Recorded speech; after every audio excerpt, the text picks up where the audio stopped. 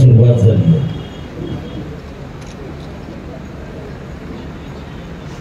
गेले काही दिवस पंतप्रधानांचं भाषण ऐकतोय.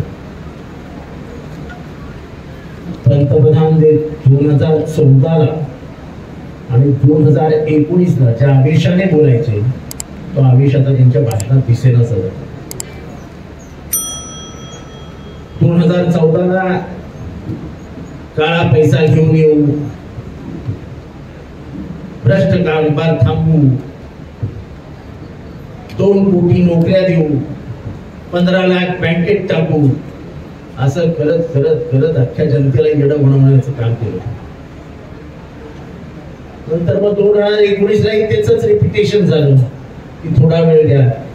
त्याचा थोडा वेळ काय असतो आज मला 5 पर्यंत मला समजलं. त्याने नोटबंदी केली तेव्हा ते जनतेसमोर रडले, 50 दिन तो काय झालं, 50 दिवस काय नाही, लोक भीतीला लागले.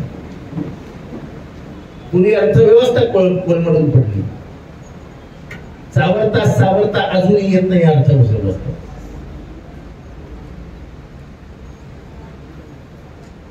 आता हे नोकऱ्यांबद्दल काही बोलू शकत नाही, महागाईबद्दल काही बोलू शकत नाही, मग बोलायचं कशावर? गेले 2 दिवसाची त्यांची सगळी भाषणं ऐका. ते बोलतात शाकाहारी विरुद्ध मांसाहारी. लोकसभेचा विषय. अरे मी माझ्या घरात बोकड खाईन नंतर कोंबडी खाईन, तुझ्या बाबाचं काय जाते? आणि मला सांगा बरं तुमच्यातले किती मांसाहारी आहेत? हात उचलून सांगा, हात उचलून सगळ्यांनी हात उंच करा. मांसाहारी जे आहेत त्याने हात उचला. टीव्हीवाल्यांनी पण दाखवा, टीव्हीवाल्यांनी दाखवा जरा, हात वरती करा जे जे मांसाहारी आहेत ते. आता ह्याच्यातले 90% मांसाहारी आहेत. आता या 90% मांसाहाऱ्यांनी काय खायचं? आळूचं फतफत आणि थोडी का बटाट्याची भाजी आणि भाकरी काय खाणार? अरे आमचं 5000 वर्षापासून आमची संस्कृती परंपरा आहे. आम्ही मांस खाऊनच मोठी झालेले बहुजन आहोत. अचानक तुम्ही आम्हाला सांगाल भात, वरण, तूप आणि मेथकूट कसं जमेल? काय बोलतात तेच कळत नाही मला. शाकाहारी विरुद्ध मांसाहारी ही लढाई होऊ शकते का? मी तेव्हा बोलायचो की या देशाचं शाकाहारीकरण करण्याचं एक मोठं षडयंत्र हा ब्राह्मण्यवादी पक्ष करतो आहे. हा मनुवाद जो आहे त्याच्यातच हे शाकाहारीकरण म्हणजे मांसाहार करणाऱ्यांना तुच्छ लेखण्याचं काम हे कायम इतिहासात केलं. तर मला सांगा, मला आदिवासी भगिनींना समजून सांगायचं, मणिपूरमध्ये एवढी लफडी झाली. तुम्हाला माहितीच काय झालं मणिपूरमध्ये? आदिवासी महिला किती आहेत? आदिवासी महिला आहेत ना, ऐका. मणिपूरमध्ये तुमच्या भगिनींना नग्न करून फिरवण्यात आलं. नग्न. त्यांच्यावर रस्त्यावर रेप करण्यात आले, बलात्कार करण्यात आले, काही जणींना जिवंत जाळण्यात आलं. हे माणुसकीला काळीमा फासणार होतं. पंतप्रधान एक शब्दानेही बोलले नाहीत, एक शब्दाने. तुमच्याच मधला मुख्यमंत्री हेमंत सोरेन याला जेलमध्ये टाकलं. त्याची बायको आज रडते. आदिवासी आहे, काय घाबरते कोणाच्या बापाला? उतरली आहे मैदानात. पण ह्या देशातल्या आदिवासींच्या जमिनी कोणी काढून घेतल्या? या देशातल्या आदिवासींचा उत्कर्ष होऊ नये म्हणून वनवासी कल्याण आश्रम कोणी आणलं? अरे आम्ही आदिवासी आहोत. या भूमीचे मूळ मालक कोण असतील तर ते आपण नाही. मूळ मालक ते आदिवासी मूळ मालक आहेत. आणि हे त्यांना वनवासी म्हणतात. कसले वनवासी? हे सगळं वनच होतं. इथे मानवी संस्कृतीच नव्हती.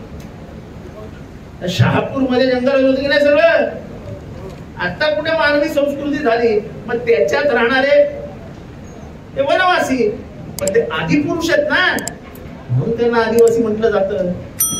म्हटलं ही संज्ञात बदलून टाकायची. म्हणे तर काँग्रेसचा मॅनिफेस्टो हा मुस्लिम धर्मी नाही. अरे 30 लाख नोकऱ्या ज्या काँग्रेसवाले म्हणतायत आम्ही पहिल्या फटक्यात देऊ, त्या मुसलमानांना देणार. हे काही मिळालं नाही की हिंदू मुसलमान काय नाही. कुठे बोलतायत का नोकऱ्या देऊ, कुठे बोलतायत का महागाई कमी करू. आता आमच्या इथे सगळ्या महिला बसलेल्या आहेत. काय महागाई वाढली की नाही? महागाई वाढली. गॅसचं सिलेंडर वाढलं. त्यांनी काय सांगितलेलं? बस हो गई महंगाई की मार, अब की बार मोदी सरकार. अरे तुम्ही आम्हाला फिरवताय दारोदार, आणि कसलं आले मोदी सरकार?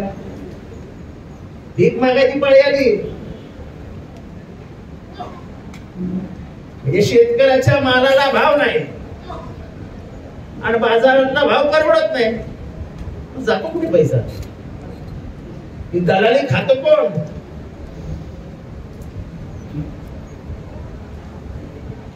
आज या देशामध्ये जागतिक कामगार संघटना जी आहे, इंटरनॅशनल लेबर ऑर्गनायझेशन, त्यांनी सांगितलं की या देशातल्या 83% लोकांना नोकऱ्या नाही, तरुणांना. आता तुम्ही मला सांगा, तुमच्या घरातली 4 पोरं आहेत, एकाला नोकरी आहे, 3 बेकार आहेत, घर चालू शकेल?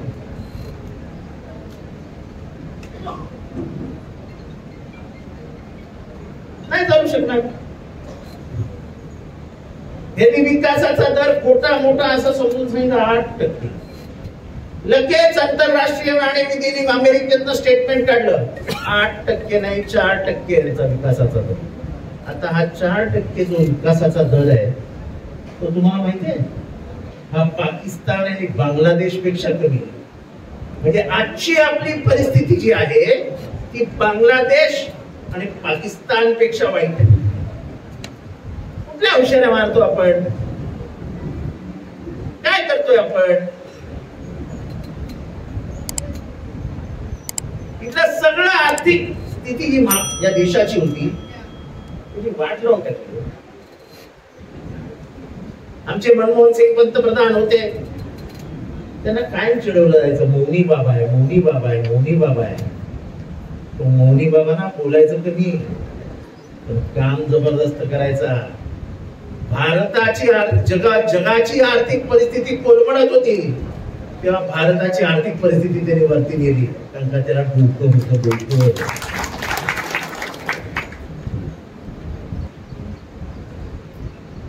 इथे भाषण पण करताना समोर 2-3 टेलिप्रॉम्प्टर असतात, आणि टेलिप्रॉम्प्टर असली तरी माणसं चुकतात.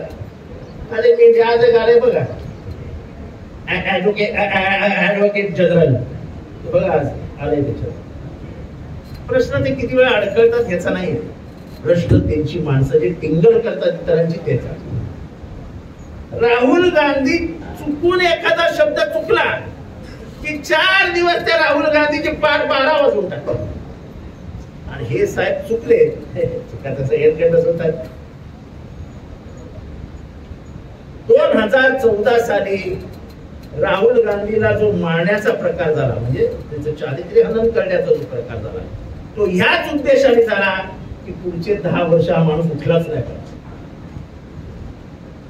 याला काय अक्कलच नाही, याला काही समजतच नाही, याला काही येतच नाही. त्यांनी ती यात्रा सुरू केली, कन्याकुमारी टू काश्मीर. पहिल्या 2 दिवसातच बोंबाब झाली. अरे आता काय कोकण घेतो, अरे हक्क तर काय बायकांकडे जातो, 4 दिवसातच घरी निघून जाईल. 3600 किलोमीटर केल्यावर सगळ्यांचे थोबडे गप बसले. 3600 किलोमीटर चालणारा भारताच्या इतिहासातला एकही नेता नाही. चालला ना 3600 किलोमीटर, मी त्याच्यावर चाललो. आता ज्या गतीने चालतो ना आपल्याला धावावं लागतं. आपण त्याच्यावर चालूच शकत नाही. आणि तो जे जे बोलतो ते खरं निघतं, खरं असतंच, कारण तो अभ्यास करतो. कोरोना येणार होता, कोरोना आपल्या इथे मार्च मध्ये कोरोना आला. त्यांनी जानेवारी 18 सांगितलं, जानेवारी 18.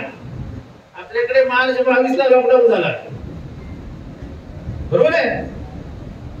त्यांनी जानेवारीच्या 18 तारखेला सांगितलेलं की भारतावरती मोठं संकट येत आहे, त्या संकटापासून सावध राहा, ते संकट वाचवण्यासाठी आत्तापासून उपाययोजना करा. आमच्या उपाययोजना काय? दिवे पेटवा, मेणबत्त्या लावा, गाड्या वाजवा. आणि जेवढे मेले त्यांची संख्याही नाही आज आपल्याकडे. आणि ज्यांनी लस बनवली त्याच्याकडून आपण काय घेतले? Electoral bond. म्हणजे भ्रष्टाचाराला नैतिकता देण्यासाठी मोठा हत्यार वापर, मोठा हत्यार हुशारीने वापर. पत्रकारांनाही संशय आला नाही ना? आम्हाला संशय येत होता, पण आम्ही बोलत तर छापणार बोल पण नाही छाप. आजकाल यांच्या छापण्याबरोबर पण मर्यादा आहेत, कारण मालकच त्यांचे मित्र आहेत. तुम्ही काय लिहिणार? तुम्ही तर लिहून पाठवतात, तुम्हाला वाटतं गरीबाचं लिहावं म्हणून, पण वरचं सगळं श्रीमंतांच लिहितात. काय करणार तुम्ही तरी गरीब पत्रकार? सेरम इन्स्टिट्यूट नावाच्या माणसाने लस शोधली, आपल्याला दिली ना 2-3 वेळा. त्याने लस शोधण्याच्या आधी आणि लस भारत सरकारने मार्केटमध्ये आणण्याच्या आधी 500 कोटी रुपयाची इलेक्ट्रोल बॉन्ड्स. हा तुमचा समृद्धी आहे ना, समृद्धी. या समृद्धी मधला शेवटचा पट्टा आहे ना, हा मेगा इंजिनिअरिंग नावाच्या कंपनीने केलाय. 1565 रुपयाला, 15,565 रुपयाला. त्याच्यावर एक ब्रिज पण बांधला.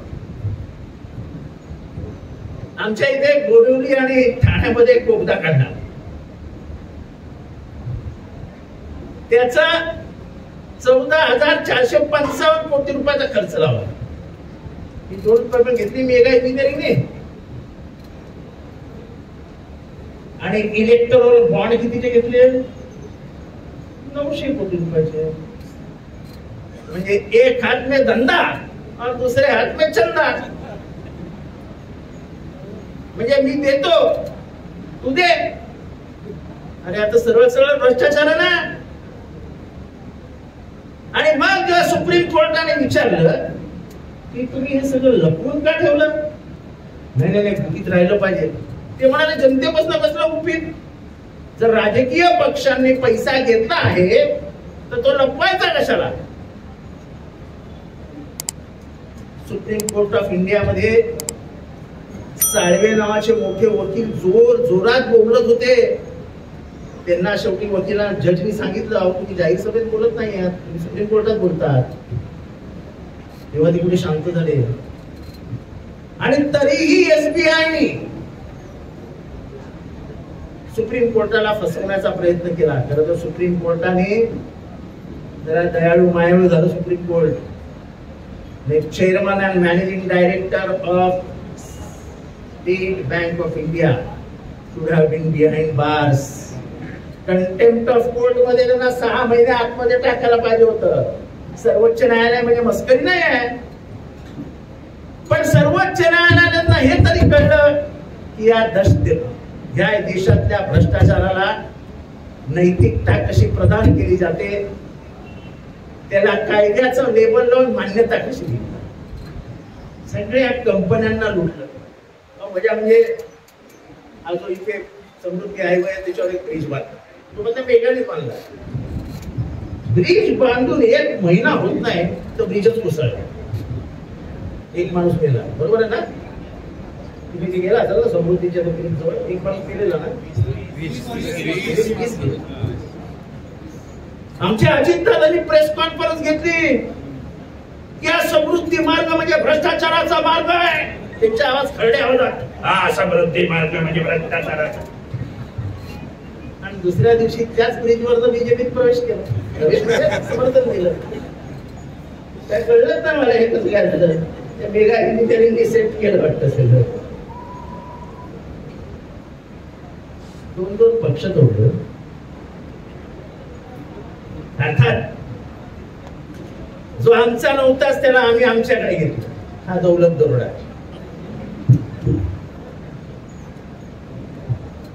का आमचा माणूस पण गेला होता. त्याच्या घरी 10 वेळा गेलो. अरे बाबा नको जाऊ, तुझा बाप शरद पवारांचा मित्र होता. अरे नको जाऊ, तुझा बाप शरद पवारांचा मित्र होता. हा माझ्याशी बोलायलाच तयार नाही. कारण ह्यांच्या बापाची आणि शरद पवार साहेबांची काय मैत्री होती ती मी बघितली. येण्याला 5-10 मिनिटं काय कुठली काय त्या शिंदे साहेब करतात ना काय नाही करत ते. मला काय बोलायचं नाही ते काय करतात. पण हा त्यांच्या गेला रोगच त्या दौलतला दौलत मिळाली. परमनंट आमदार होता. चला चूक झाली. शरद पवार त्यांच्याकडे मोठ्या मोठ्या चुकींना माफी आहे. 2019 ला एवढी मोठी गद्दारी केली अजित पवारांनी, तरी त्यांना उपमुख्यमंत्री केलं. मी एकटाच या पक्षातला माणूस आहे जो उघडपणाने बोलतो की अजित पवारांना उपमुख्यमंत्री करणं ही शरद पवार साहेबांच्या आयुष्यातली सर्वात मोठी चूक होती. एक माणूस एकदा गद्दारी करतो तो परत गद्दारी करायला कधीही मागे पुढे करत नाही. त्याची दुसऱ्यांदा गद्दारी. आणि आता गद्दारी कुठल्या पातळीवर तर स्वतःच्या बहिणीची टिंगलच करतो त्या स्टेजवर. ती बहीण ती शांत डोक्याची. आता शरद पवारांची तालमीत वाढली आहे. तिने आजपर्यंत त्यांच्यावर वैयक्तिक टीका केलेली नाही. मी सांगतो मलाही राग यायचा. ती सारखी दादा दादा दादा करायची मला पण राग यायचा. पण नंतर मला कळलं की घर तुटू नये, घर एकत्र राहावं. आपल्या बापाने उभं केलेल्या घरामध्ये तडा जाता कामा नये ह्याच्यासाठी ती सगळं सहन करत होती. तिचा कमकुवतपणा नव्हता, तिच्या मनाचा मोठेपणा होता. मनाच्या मोठेपणाने शेवटी घर कोण सांभाळतं? घर पुरुष नाही सांभाळत, घर बायका सांभाळतात. घर एक ठेवण्याचं काम हे नेहमी स्त्री करत असते. काही काही सुद्धा करतात पण ते जाऊ बाजूला ठेवा.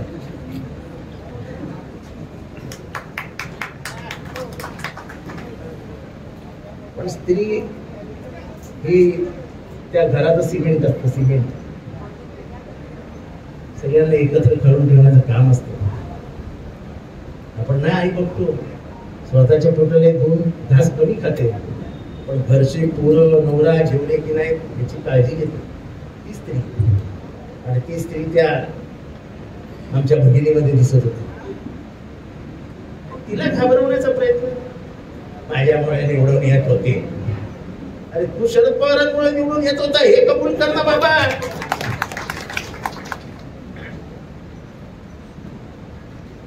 कालपर्यंत तो मोदी तुला भ्रष्टाचारी वाटत होते.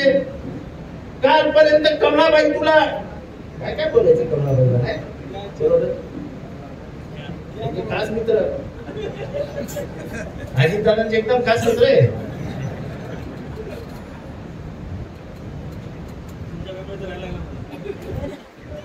मी कोणाचाच मित्र नाही, मी फक्त एका बापाचा पोर आहे.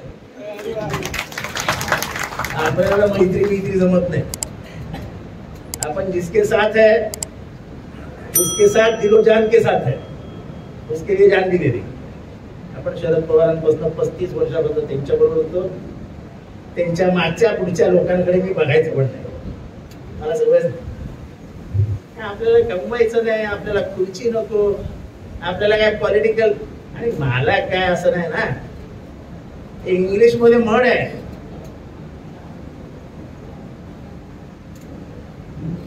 You can hate me, you can love me, but you cannot ignore. समजलं मी काय म्हणतोय? तुम्ही माझ्यावर प्रेम करू शकता, तुम्ही माझा दुराग्रह करू शकता, द्वेष करू शकतात, पण तुम्ही मला टाळू शकत नाही. आपण त्यांनी बोलतो मी स्पष्ट बोलतो, खोटं काहीच नाही. आता हे माननीय कपिल पाटील त्या बिचाऱ्या बाळ्या मामाच्या काय उमेदवारी जाहीर झाली आणि हे 10 जण त्यांच्या गोडाऊन वरती घुसली. बाळ्या मामाला मला सांगायचं आहे की ते जोशी मॅडमच्या मॅडम होता माहितीये सर, फास्ट कलेक्टर होते अश्विनी जोशी.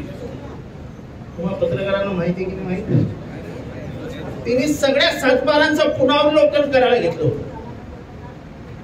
त्या सातबारांचं पुनरावलोकन ह्याच्यासाठी होतं की या सगळ्या जमिनी लाटलेल्या जमिनी आहेत,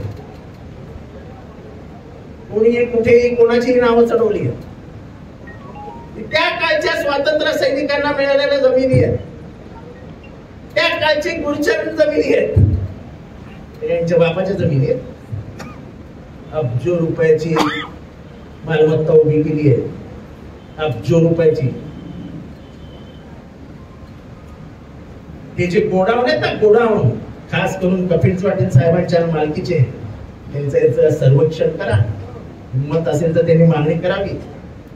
हे बाळ्या मामावरती हल्ला करण्याचे ना, बाळ्या मामाचे 10 भाग म्हणजे कपिल पाटील.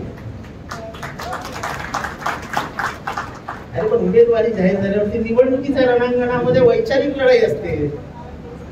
हा काय बालिशपणा, सत्तेचा वापर करून लगेच लोकांना पाठवून द्यायचं पाडायला. उद्या आम्ही सत्तेत आलो आणि आम्ही असा विचार केला तर आम्ही नाही कधी करत विचार. आम्हाला सगळं माहिती होतं की तुमचे गोडाऊन मँग्रोव्हवर बांधले गेले, तुमचे गोडाऊन हे गुजराती मारवाडी लोकांचे जे सातबारे होते त्याच्यावर बांधले गेले, तुमचे गोडाऊन हे गुरचरणावरती बांधले गेले. आणि कधी त्याचा विचारही केला आणि करणार आहे.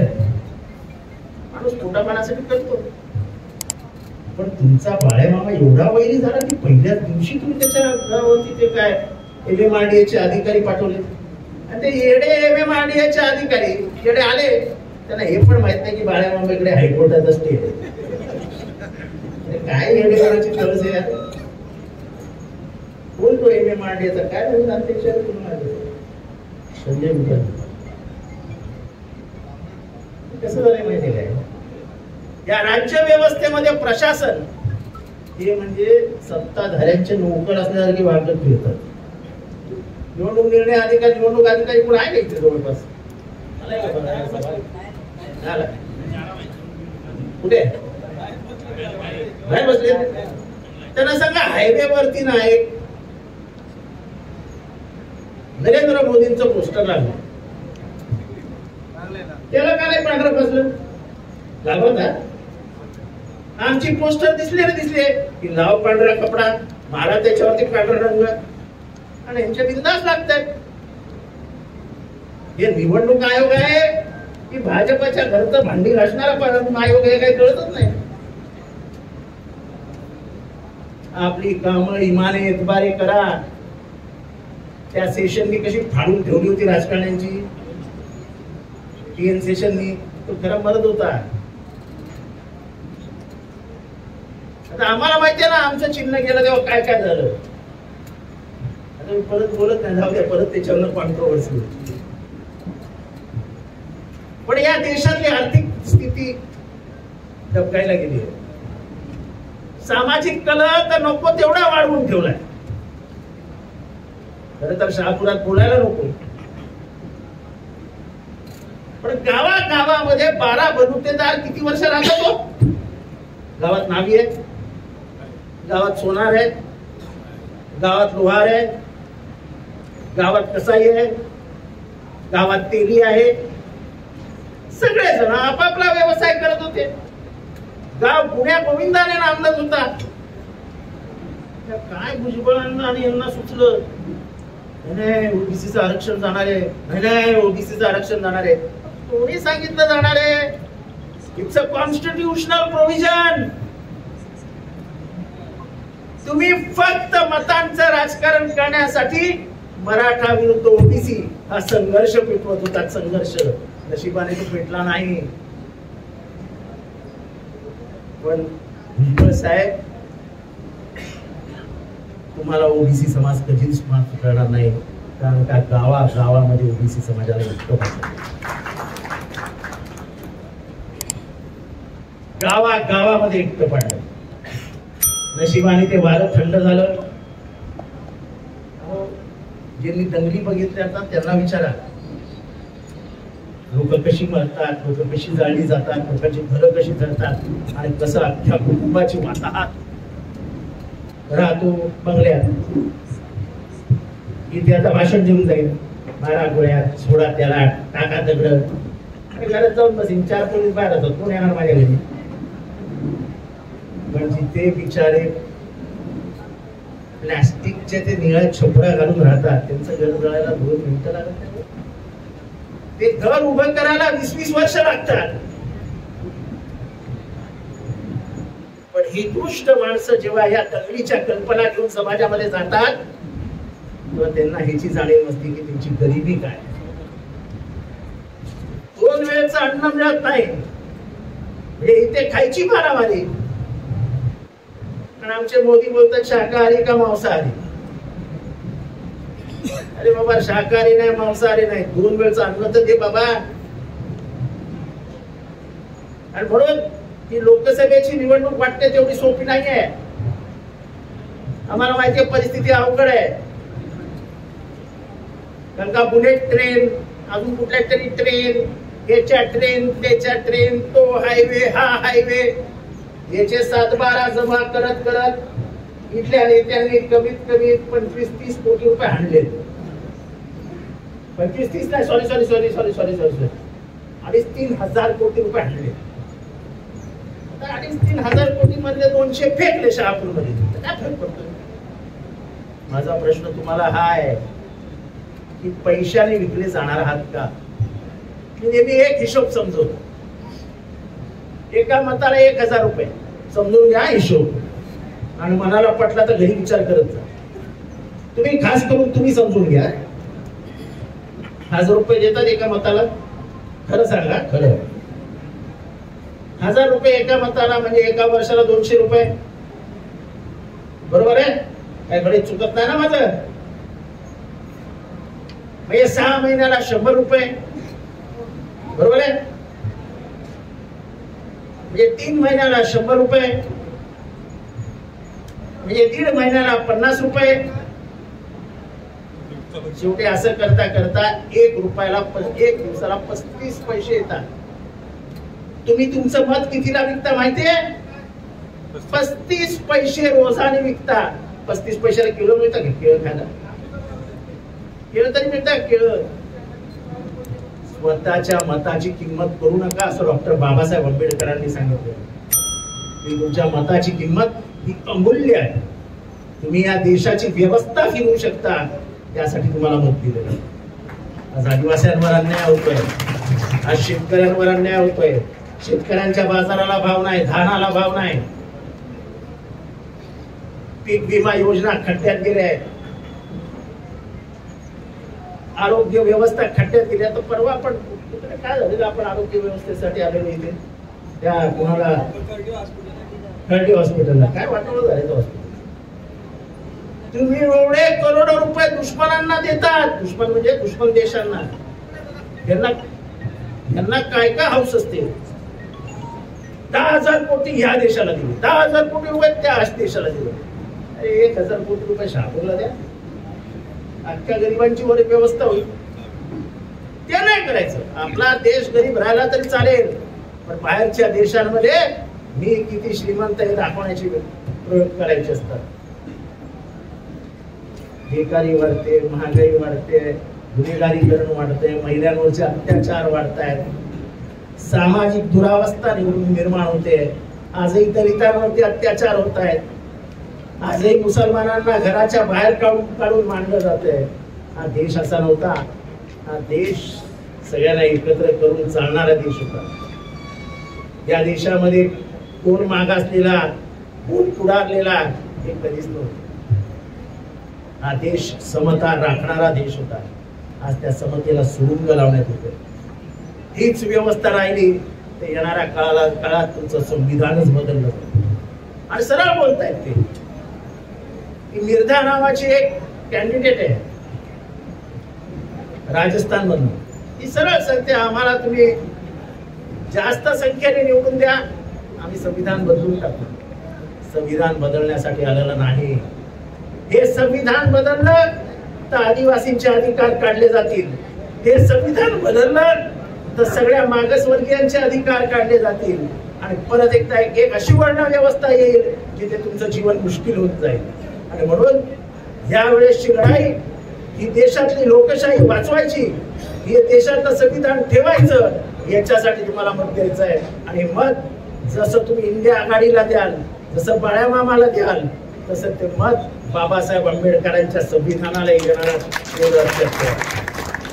बाकी येणाऱ्या काळामध्ये कपिल पाटलांच्या अनेक गोष्टी जाहीर करू आम्ही. मोठं मोठं पोत आहे, त्या पोत्यातनं सगळं बाहेर काढणार आहे. तुम्हाला माहिती आहे का भाडं किती घेतात वर्षाला, महिन्याला भाडं किती येतं? त्यांना माहिती अंदाज आहे?